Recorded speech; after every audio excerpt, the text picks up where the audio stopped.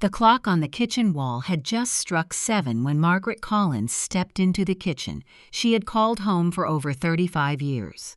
The familiar room should have smelled of fresh coffee, cinnamon toast, and quiet comfort. Instead, the sharp scent of disinfectant filled the air. She paused. The old coffee maker her late husband, Richard, had bought on one of their anniversary trips was gone. In its place sat a sleek espresso machine with blinking lights and shiny buttons she had never seen before. Margaret smiled faintly.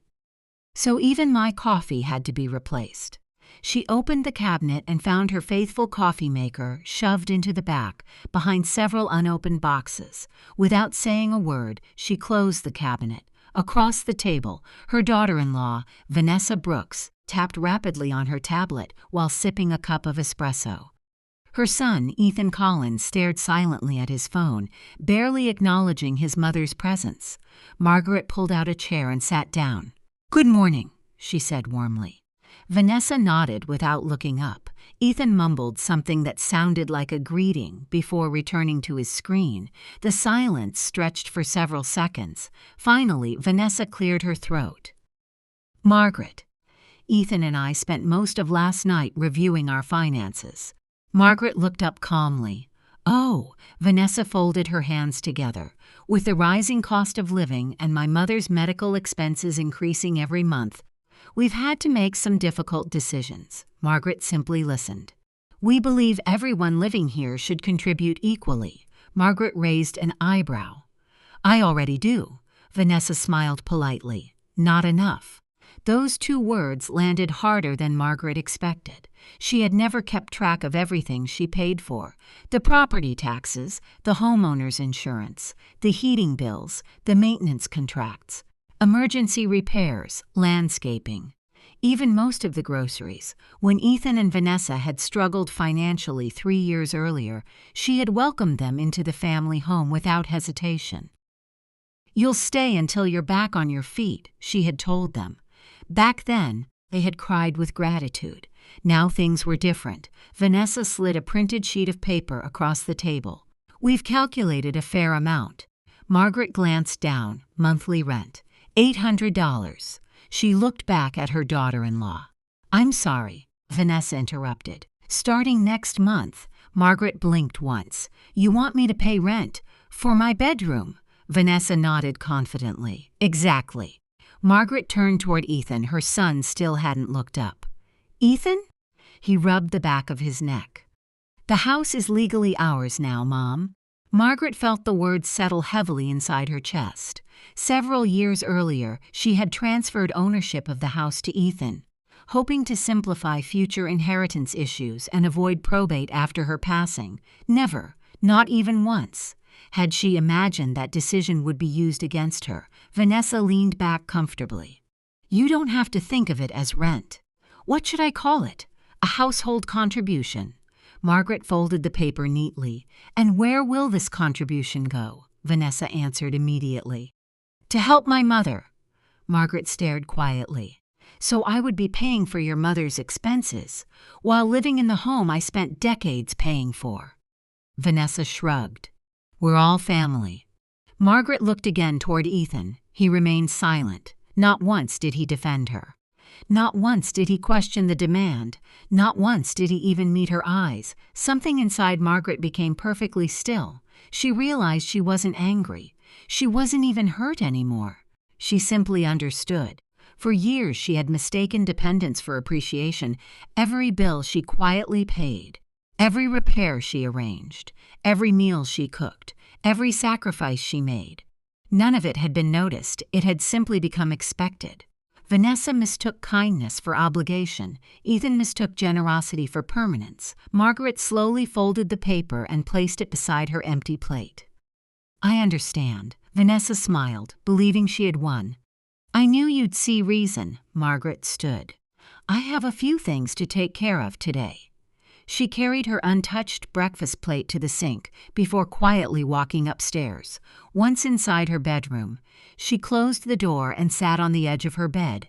The room suddenly felt different. Not because anything had changed, but because she finally saw it clearly. She wasn't living in her home anymore. She was living where she was merely tolerated. Margaret opened her laptop. She didn't search for attorneys. She didn't search for financial advice. Instead, she opened a folder labeled Lake House. Several years earlier, she had purchased a small lakeside cottage as an investment property. The previous tenant had moved out only weeks before, leaving it vacant. She smiled softly. Maybe it had never been an investment. Maybe it had always been her escape. She called a moving company. "Hello," the woman answered cheerfully. "I'd like to schedule a move." "When?" Margaret looked around the bedroom one final time. "As soon as possible." The representative checked the calendar. "We have an opening Monday morning." Margaret smiled. Perfect. She ended the call and quietly began folding clothes into neat stacks. No tears, no shouting, no arguments. Sometimes the strongest decision is made in complete silence. Downstairs, she could hear Vanessa laughing on the phone. "I finally got everything under control," she proudly told someone. Margaret gently taped shut her very first moving box. They believed they had just gained $800 every month. They had no idea they were about to lose the one person who had been holding their entire world together. Margaret woke before sunrise the next morning, just as she had for decades. The house was silent, and for the first time in years, she wasn't thinking about making breakfast for everyone else. Instead, she brewed a cup of coffee using her old machine in her bedroom. The familiar aroma filled the room, bringing back memories of mornings she had shared with Richard. She smiled. Some things were worth keeping. Downstairs, Vanessa was already organizing her day. "Margaret," she called as soon as she saw her, "since you'll be home today, could you stop by the grocery store? Here's a shopping list." She handed over a long list filled with expensive organic products, imported snacks, and specialty items. Margaret glanced at it before folding it neatly. "I'll be going into town." "Perfect," Vanessa replied. "Don't forget the children's favorite cereal." There wasn't a single dollar attached to the list. Margaret simply nodded and left the house. Instead of filling a shopping cart for everyone else, she bought only what she needed: fresh bread, butter, cheese, fruit, soup, and several bags of her favorite coffee. She also purchased sturdy moving boxes, packing tape, and protective wrapping for her treasured keepsakes. When she returned, the house was empty. It gave her exactly the opportunities she needed. She walked slowly through every room. For years, she had quietly handled responsibilities no one seemed to notice. Every property tax payment had come from her retirement account. The homeowner's insurance had always been drafted from her bank. The heating service contract, the annual furnace inspections, the internet bill, even the landscaping company. None of those accounts were in Ethan's name. He had never asked. She had never complained. Margaret sat at her desk and opened a folder containing years of neatly organized records. One by one, she began making phone calls. Her insurance company answered first. "I'd like to cancel my homeowner's policy at the end of this month," she explained calmly. The representative sounded surprised. "Are you selling the property?" "No." "Has ownership changed?" "It already has." After verifying her information, the cancellation was scheduled without difficulty. Next came the heating company. She canceled the automatic payments connected to her account, then the internet provider. The representative informed her the service would end within a few days. Margaret thanked each person politely before hanging up. She wasn't acting out of revenge. She was simply ending responsibilities that were no longer hers. If Ethan and Vanessa considered themselves the homeowners, then homeowners should pay homeowner expenses. By late afternoon, several boxes were packed. Richard's collection of classic novels, family photographs, handmade quilts, her grandmother's china, the silver tea set passed down through 4 generations. Each item carried memories that no deed could transfer. As she carefully wrapped a porcelain teacup, laughter drifted upstairs. Vanessa was talking on the phone again. "Everything's finally working out," she said happily. "The extra $800 every month is going to make such a difference." Margaret quietly continued packing. The following morning brought another surprise. Vanessa walked into the kitchen expecting breakfast waiting on the table. Instead, the counters were spotless. Margaret sat near the window reading a novel while enjoying her coffee. Vanessa frowned. "Where's breakfast?" Margaret looked up.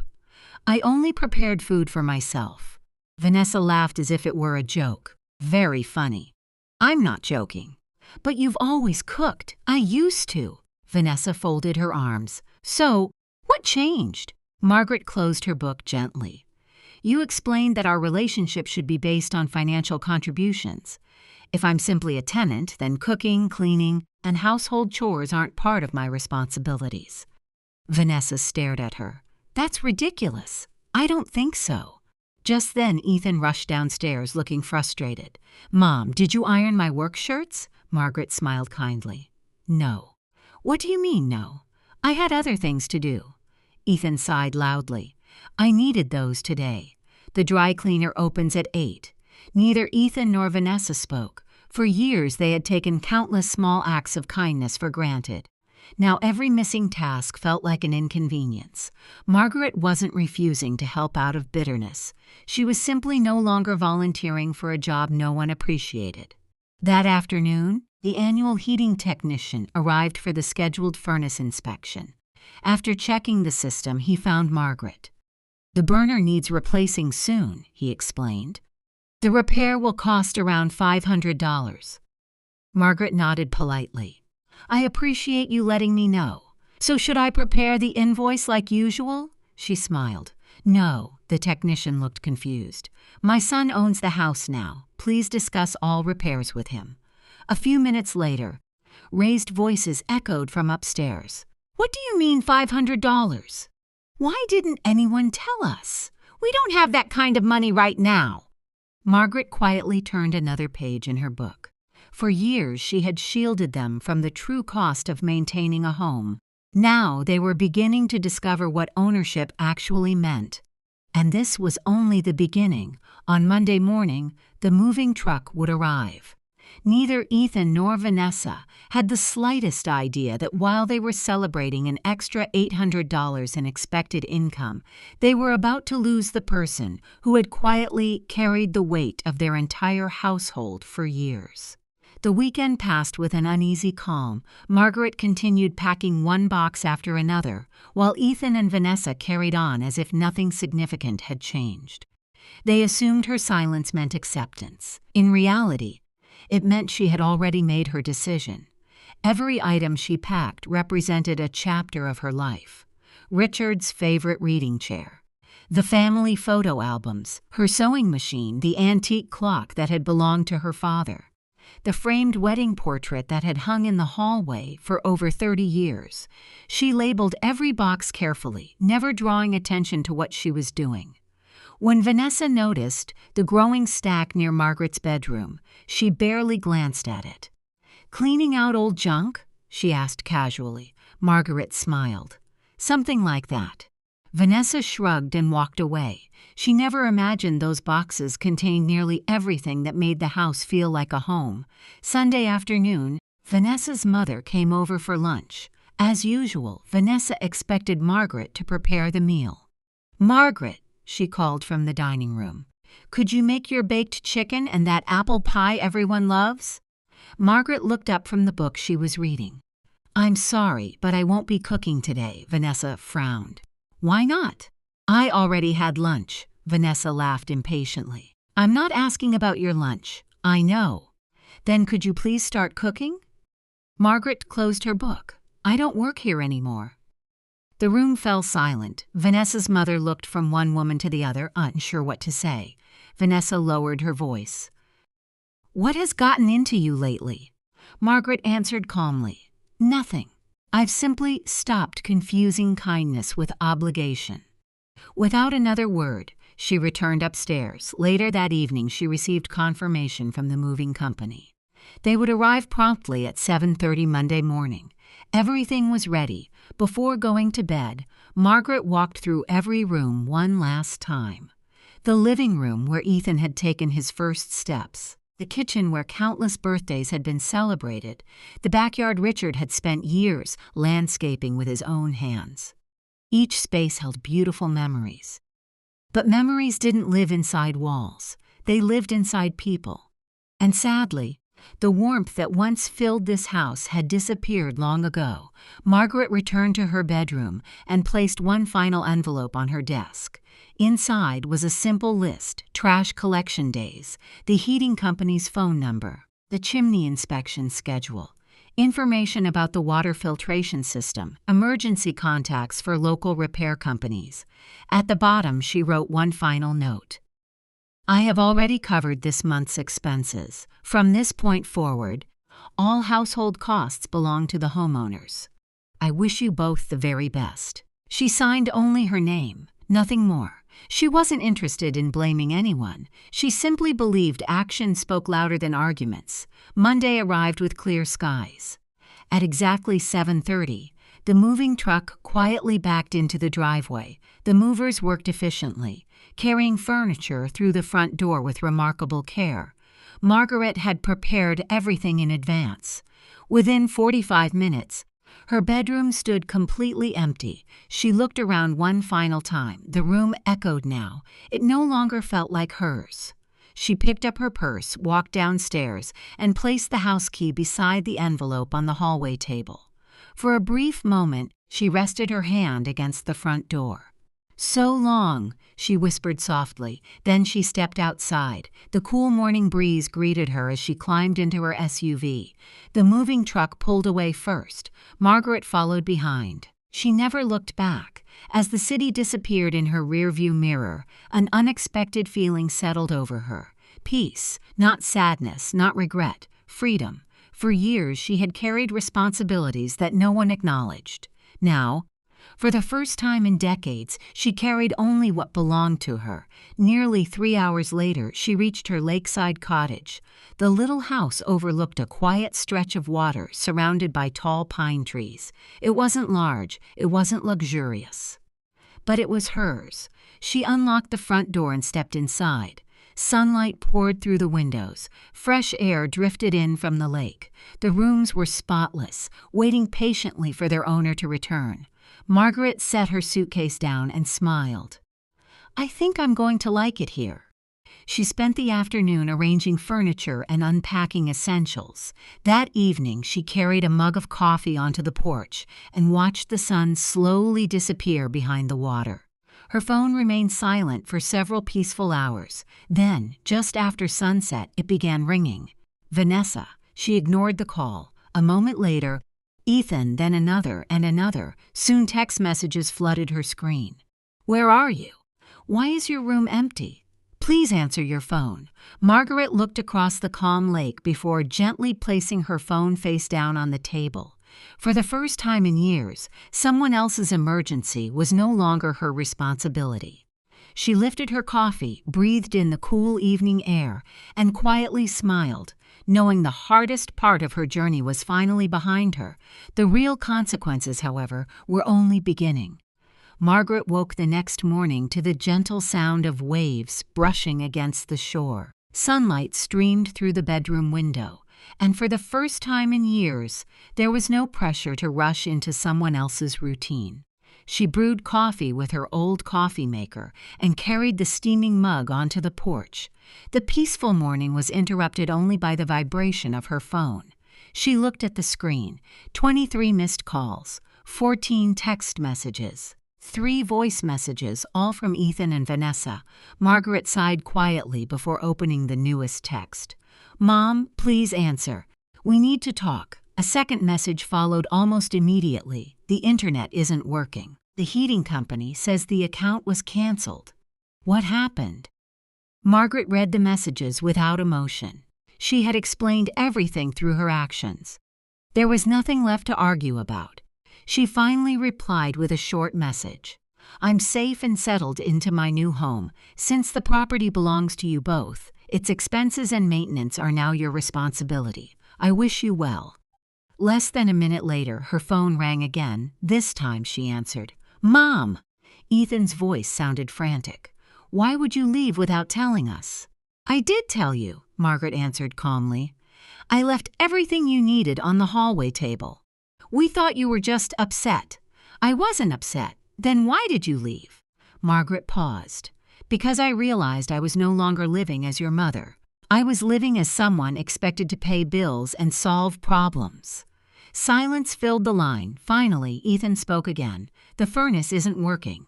The technician warned you it needed repairs. The oil company says they won't deliver until we pay everything in advance. You'll need to arrange that. Mom, his voice cracked. We don't have enough money. Margaret closed her eyes briefly. I know. After another long silence, Ethan quietly ended the call. She placed her phone aside and returned to watching the lake. Several hours later, another call arrived. This time it was the furnace technician. Mrs. Collins, he said politely, I know you no longer live there, but I wanted to make sure you knew the heating oil tank is almost completely empty. I appreciate you calling. The pipes could freeze if they don't refill it soon. I'm aware. They're having trouble paying for the emergency delivery. Margaret thanked him for letting her know. When the call ended, she remained seated for several minutes. She wasn't celebrating their difficulties. She simply understood something they still didn't. Every choice carries consequences. Later that afternoon, Ethan sent her a long email. Unlike his earlier messages, this one wasn't filled with panic. It was filled with honesty. He admitted they had made serious mistakes.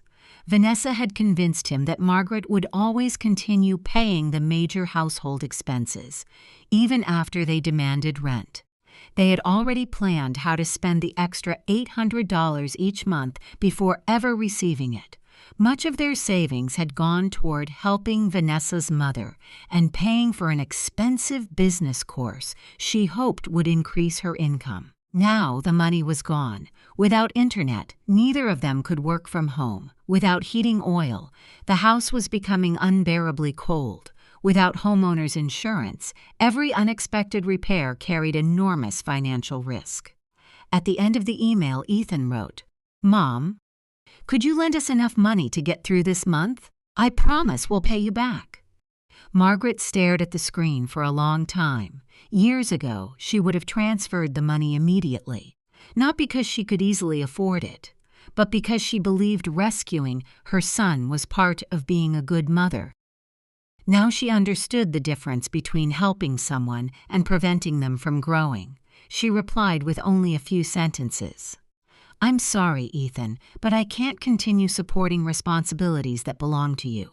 My advice is to sell the house before the situation becomes worse. A smaller home would better fit your budget. His reply came several hours later. It contained only one sentence. Vanessa refuses to sell. Margaret wasn't surprised. To Vanessa, the house represented success. To Margaret, it represented responsibility. Those were two very different things. As evening approached, Margaret walked through her small garden, planting colorful winter flowers around the front porch. The work relaxed her. She no longer measured her worth by how much she sacrificed for others. She measured it by the peace she finally felt within herself. Hundreds of miles away, the large family home sat in darkness. Arguments echoed through rooms that once held laughter. Bills continued arriving. Repairs continued piling up. And for the first time since inheriting the house, Ethan and Vanessa were discovering what Margaret had quietly managed for decades. Ownership wasn't just about having your name on a deed. It meant accepting every responsibility that came with it. Neither of them had understood that lesson before. Now they had no choice. Winter settled over the lake with quiet beauty. Snow covered the rooftops, the trees shimmered beneath a blanket of white, and every morning Margaret watched the sunrise paint the frozen water in shades of gold and pink. Her life had changed completely. She joined a local book club where she quickly made new friends. Every Wednesday afternoon, she met with a group of retirees for coffee and conversation. On weekends, she attended community events, explored nearby walking trails, and rediscovered hobbies she had abandoned years earlier while taking care of everyone else. For the first time since Richard's passing, she wasn't merely surviving, she was truly living. 3 months after leaving the family home, Margaret was baking an apple pie when her phone rang. It was Ethan. She answered. "Hello," His voice sounded calmer than it had in months. "Hi, Mom. How are you?" There was a brief pause. "I've been better." Margaret waited patiently. "We sold the house." The words didn't surprise her. She had expected them eventually. "It sold last week," Ethan continued. "After paying the mortgage balance, overdue taxes, repair costs, and other debts, there wasn't nearly as much money left as we imagined. I'm sorry it turned out that way." "So am I." His voice carried genuine regret. "I finally understand what you tried to teach me." Margaret remained silent, allowing him to continue. "I thought owning a house meant security." He gave a soft, embarrassed laugh. "I never realized how much work, planning, and sacrifice it actually required. What happened after the sale?" "I'm renting a small apartment closer to work." "And Vanessa?" Another long silence followed. "We separated." Margaret closed her eyes for a moment. "I'm sorry. I think we wanted different lives." Ethan spoke honestly.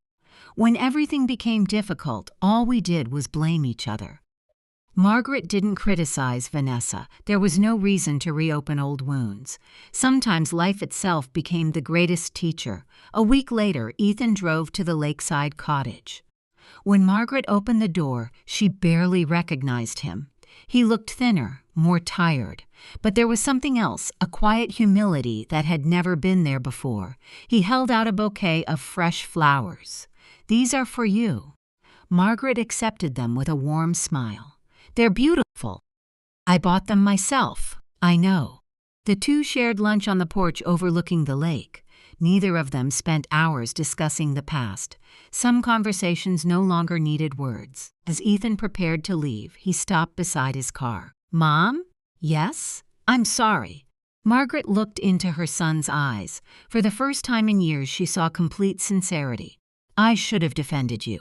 She gently squeezed his hand. "You've learned something far more valuable than an apology." "What responsibility?" Tears filled Ethan's eyes. "I almost lost you, but you didn't." He embraced his mother tightly before driving away. Margaret watched until his car disappeared down the quiet road. Life slowly settled into a comfortable rhythm once again. Every now and then, Vanessa sent unpleasant emails blaming Margaret for everything that had happened. Margaret never answered them. She simply deleted each message without reading beyond the first sentence. She no longer carried other people's anger. That burden belonged to them. One snowy evening, Margaret sat beside the fireplace with a slice of homemade apple pie and a cup of freshly brewed coffee from the same old coffee maker Richard had given her years ago. She smiled as snowflakes drifted gently outside her window. The cottage wasn't nearly as large as the old family house. It didn't have grand hallways or spacious bedrooms, but every corner was filled with peace. Looking back, Margaret realized something important. The greatest mistake she had ever made wasn't transferring ownership of the house. It was believing that endless sacrifice would automatically earn gratitude. Real love isn't measured by how much you give until nothing remains. Healthy relationships require respect, appreciation, and shared responsibility. The day she packed her belongings, many people might have believed she was walking away from her family. In truth, she was walking back toward herself. She had spent years acting as a provider, a problem solver, and a safety net. Now she was simply Margaret Collins, a woman who had finally learned that protecting her own peace wasn't selfish. It was necessary. As she looked across the frozen lake, she raised her coffee mug with a gentle smile. Freedom hadn't come from winning an argument. It had come from refusing to keep paying the price of someone else's selfish choices. And in that quiet little cottage, surrounded by peace instead of expectations, Margaret finally understood that the richest life isn't built on possessions or property. It's built on self-respect, independence, and the courage to walk away when kindness is mistaken for weakness. That lesson became the greatest inheritance she could ever give herself.